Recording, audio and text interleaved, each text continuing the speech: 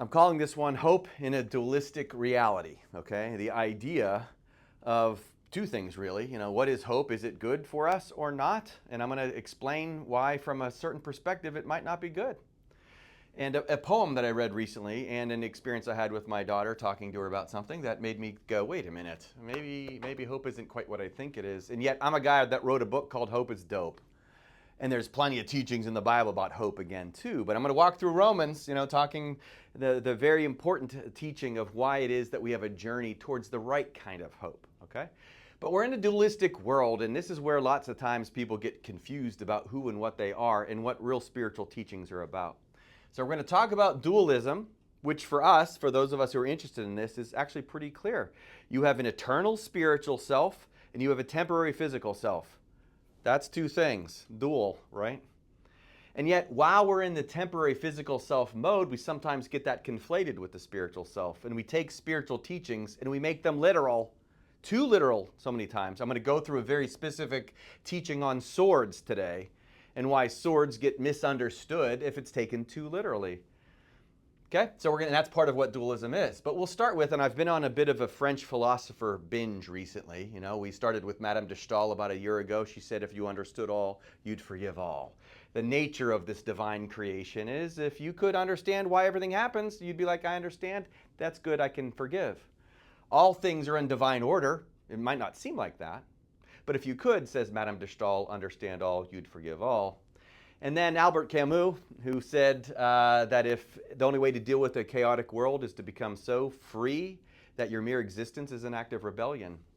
French philosopher given some divine spiritual advice too, which is what you're supposed to not worry about the speck in your neighbor's eye when you have a log in your own is all about, right? You free yourself.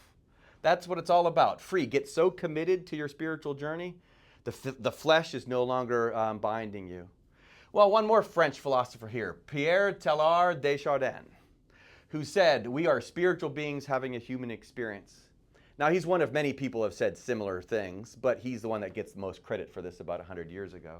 Because a lot of us treat life like we are physical beings, primarily, and secondarily go seeking a spiritual experience. And he's like, no, got to reverse it. We are spiritual beings having a temporary physical experience. So I have drawn this way so many times. That's how I draw a soul. Don't know how else to draw it. We are spiritual beings that are having a current temporary physical experience. The question is what do you define yourself as? One or two? Many of us spend time, instead of doing things like Jesus teaches to love another as oneself, which is way better or easier done if we see each other spiritually. That's where we really connect. We fight over the physicality of things and what the things we're supposed to be doing. Even though Jesus rarely taught that stuff, he did teach stuff like to love each other and forgive each other and embrace adversities and all that stuff, and he demonstrated it too. He wasn't nearly as interested in the physical stuff as he was the spiritual, which is why he said, John 6:63, the flesh counts for nothing. It's the spirit that gives life.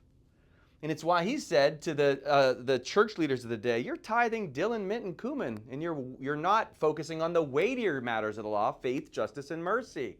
He diminished the flesh, and he rose up the spirit. That's one good way to differentiate what we're going to be talking about in dualism and where hope fits in for that. There's a flesh aspect, and there's a spiritual aspect. And that includes words. That includes teachings. And it's why, wait, how literal is this? Jesus spoke only in parables, it says. Well, parables are quite literally not literal. So, which is it? When is it literal? When isn't it literal? And one of my faves, and there's tons of them, but one of my favorites is Matthew 26:52 contrasted with Matthew 10:34. Matthew 26:52, Jesus says, those who live by the sword die by the sword, right? What is he telling us? Well, swords are dangerous, and those who are violent, if you're going to be out there wielding a sword like that, you're going to get killed by one. Is that true? Sure, that's largely true. Violent people do tend to have some violent experiences, right?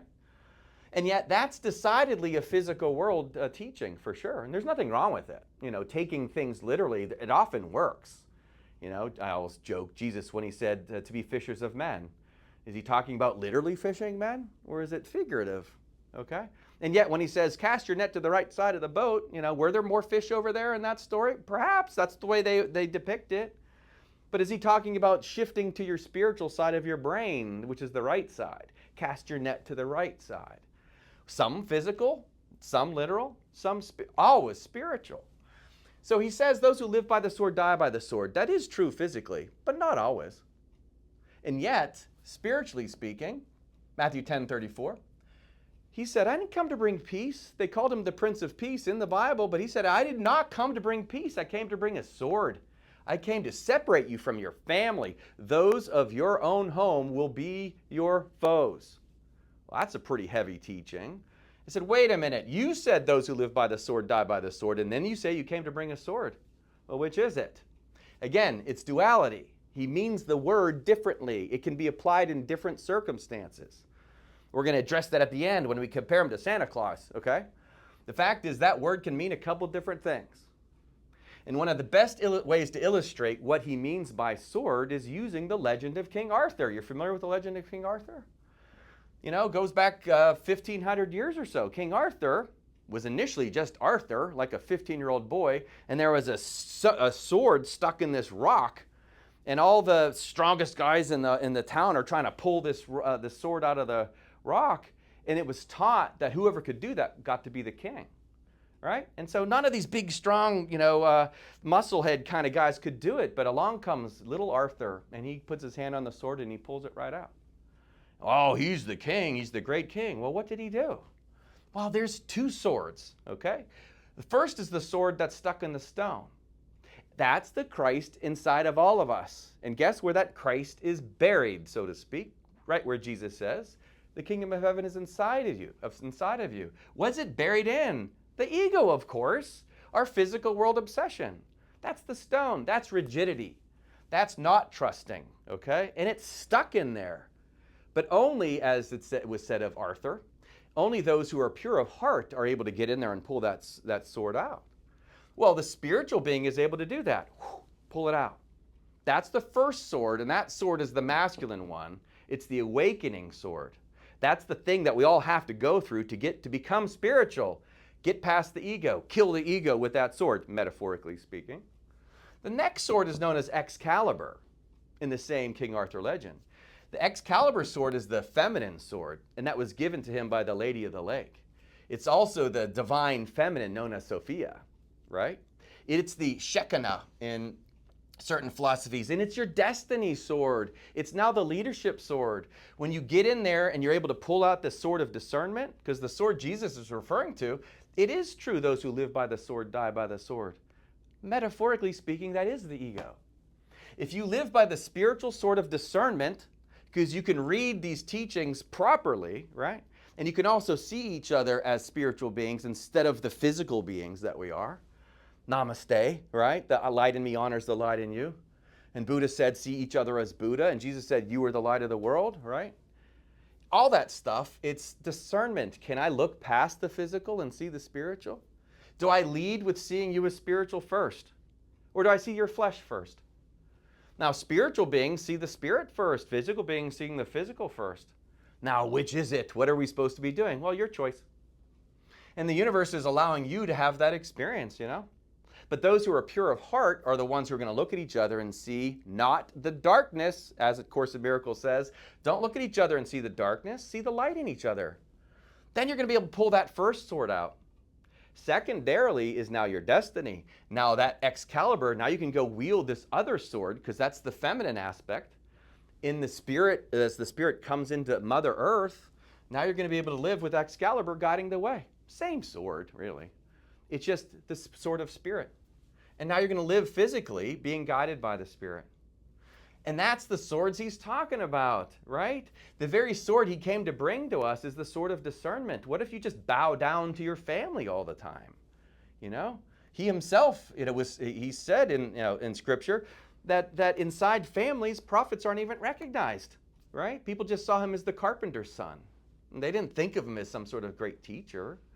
His own mother struggled to see him that way too. It's in Luke too. It says that she didn't understand these sayings, right? She was confused, Mother Mary. It's hard work inside families. And Jesus says, you know what, I'm going to come and I'm going to bring a sword. It's the sword of discernment. And it's the very same sword that King Arthur wielded, right? Now, notice we could talk about that for a long time, but that's where dualism comes in. What does he mean here? And you should feel the truth in it when you look at it the right way. That brings me to the point of what I wanted to talk about today, this concept of hope, and whether or not hope is good or not, and should we hope? Now, years ago, and I've told some of you before, years ago, my daughter had some physical health issues, and I started to worry about her process. And she said to me very sweetly, "Daddy, you worrying about me does not help." And I remember thinking, oh, it's true. I'm a counselor, and I teach people all the time not to worry, and it's not helpful. Be mindful. And Jesus says, what, 6 times in the New Testament not to worry? So no way worrying helped my daughter. And she even said to me, worrying doesn't help. So I had to practice not worrying. But all these years later, I still was saddled with worry somehow.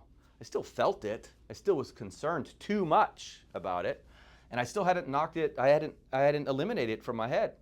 Until I came across this teaching, or this poem from T.S. Eliot in the 4 Quartets. I think it's the 2nd quartet, in which he says, "I said to my soul, be still and wait without hope. For hope would be hope for the wrong thing." And I read that, I was like, whoa, that hit me hard. I'm like, I think I was hoping for the wrong thing, right? I was hoping, of course, for my daughter to get healthier, and in a way, there's nothing wrong with that whatsoever, but I was missing, that's this kind of hope. I was missing out on something else. And T.S. Eliot says, "I said to my soul, wait without hope." Wow, that's faith on a much higher level. And so he's saying, disregard hope. I so excitedly went and shared this with my daughter, and I said, you know what? I just discovered that hope is the other side of worry. And that if I'm worrying over here, that means I'm going to hope over here, and I'm going to hope over here, I'm going to worry over here. You know what she said to me? She said, "Now you got it." Like, what, you knew this 7 years ago, and now you're going to tell me? Why didn't you tell me that back then, right? But it took me a long journey to go, I'm going to stop hoping.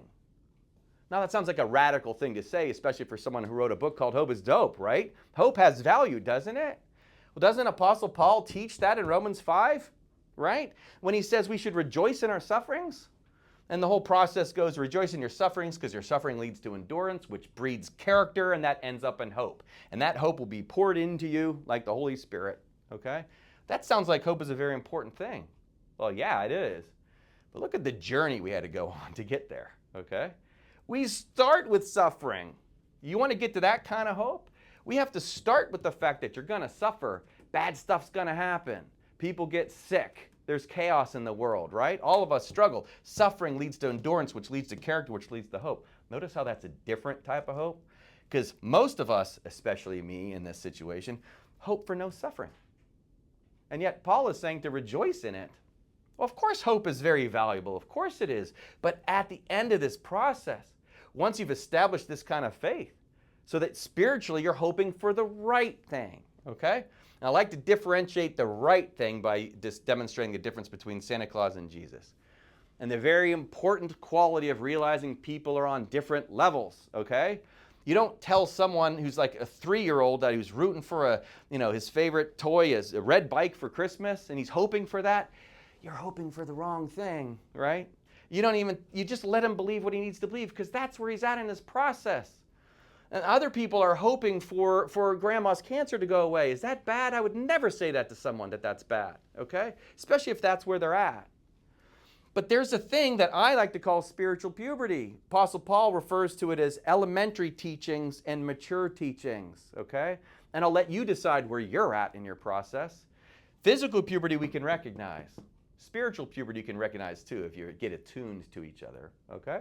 But all throughout the world, people are using hope wrong. Why? Because we don't trust the divine plan. We don't trust what's going on. We hate the suffering. We want it to go away. And yet, what did Jesus do? Walk to a cross to show us suffering, to show us the divine plan. All right? Hope isn't to make suffering go away. That's not it. It does eventually. That's the good news at the end of it. It does eventually. But first, we must go through this process. Hope, the way T.S. Eliot was talking about it, was the way I was doing it, hoping that my daughter just got healthier so she didn't have to go through suffering. And I suffered because I didn't want her to suffer. I was missing it, right? And I teach this stuff while I was missing it, right? So a couple months ago when I came across it, I'm like, this has totally changed things. And I just tell her all the time, I don't even hope you get better. She just laughs at me. I'm like, I just tell you, it's just fine right where you're at, right? But that's a different spirit. It's a different energy. It's like, I'm going to trust whatever unfolds next. Okay? I don't know what's going to happen. I'm going to trust. I'm going to hope from a different level. And that's what Paul's talking about. Hoping after all of this stuff, then go for it. Then you can hope, right? In the T.S. Eliot line, I said to my soul, wait without hope. I love that, because if you think about it the right way, waiting is what spirit can do. It's like, I trust the divine plan, right? Or, back to Excalibur in King Arthur, once it shows up for you, once you have an awakening spiritual experience, now destiny will unfold. You can't force it. You don't need to force it. I'm reminded of Faust in Goethe when he says that once you've committed to this process, ultimately, divine providence will show up to support your process, right? It just happens that way. And in physics, it's the observer effect and superposition. When you've accessed this, it actually just goes in the direction that the universe wanted it to all along. And all we were doing is resisting along the way, creating our own suffering, right? Making it worse because we weren't hoping and trusting.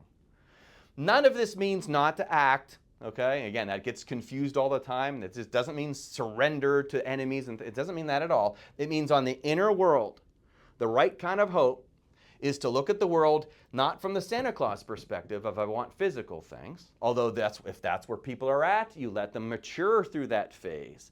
But then as they get to see the true salvation found in what the hope that Jesus is talking about, that's a different level altogether. And that's the pure level that's backed up by Jesus himself in Luke 22:42. He was about to be crucified. He knew it was coming a couple days later. And he says, I don't want this. Take this cup from me. He's about to suffer on the cross. He had to deal with that mentally, and knew that he was going to have some friends and family and his mother watching. How hard that must have been. So that was what he was experiencing. And what did he say? Not my will be done, but thy will be done, right? He might have wanted to not go through it, but it wasn't his choice. So surrendering to the divine will, ultimately, he's now hoping for the spiritual thing to follow through, and it did. And that's what's happening to us. When we hope for the physical world, things to change so we don't suffer, that's not going to happen. What's the Buddhist first noble truth? You're going to suffer. It can't be avoided. But while you're going through it, you can breed the endurance and the character, and then you end up in hope. And what are you doing then? Now you're hoping for the right thing.